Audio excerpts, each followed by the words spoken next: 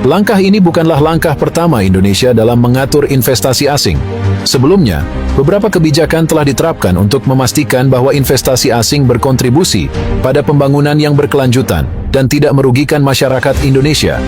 Namun, dengan pernyataan tegas Prabowo ini, Indonesia menunjukkan bahwa negara ini siap untuk bertindak lebih tegas lagi jika ada perusahaan yang mencoba mengeksploitasi sumber daya Indonesia tanpa memberikan manfaat yang setimpal bagi masyarakat atau negara. Penting untuk dicatat bahwa dalam dunia investasi, seringkali terdapat ketidakseimbangan antara negara penerima investasi dan perusahaan asing yang berinvestasi.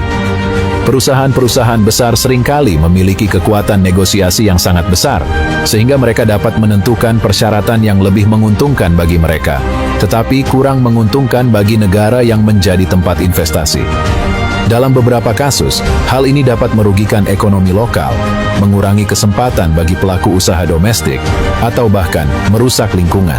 Presiden Prabowo menekankan bahwa investasi yang dilakukan oleh perusahaan-perusahaan Amerika harus setara dan tidak merugikan salah satu pihak.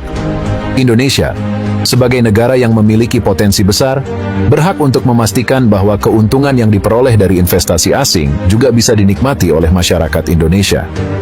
Dengan kata lain, Indonesia tidak hanya ingin menjadi tempat bagi perusahaan asing untuk meraup keuntungan tanpa memberikan manfaat yang signifikan bagi pembangunan ekonomi dan sosial Indonesia. Ancaman untuk membekukan aset perusahaan yang terlibat dalam praktik yang merugikan bisa dianggap sebagai langkah yang ekstrim. Namun, di mata Prabowo dan banyak pejabat Indonesia lainnya, langkah ini mungkin diperlukan untuk menjaga kepentingan nasional.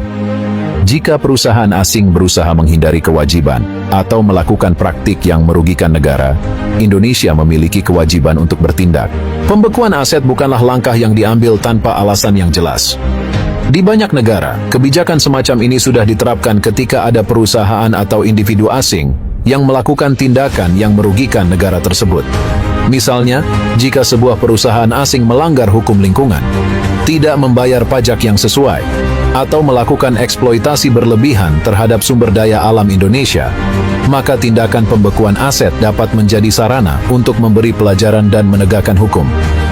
Ancaman tersebut, meskipun terdengar keras, sebenarnya juga berfungsi sebagai peringatan bagi perusahaan-perusahaan besar dari luar negeri untuk tidak menganggap remeh ketentuan yang ada di Indonesia.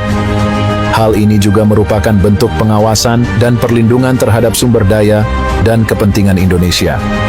Dengan kata lain, ini adalah cara Indonesia untuk menjaga kedaulatan ekonomi dan memastikan bahwa investasi asing tidak menjadi beban bagi negara. Pernyataan tegas Presiden Prabowo ini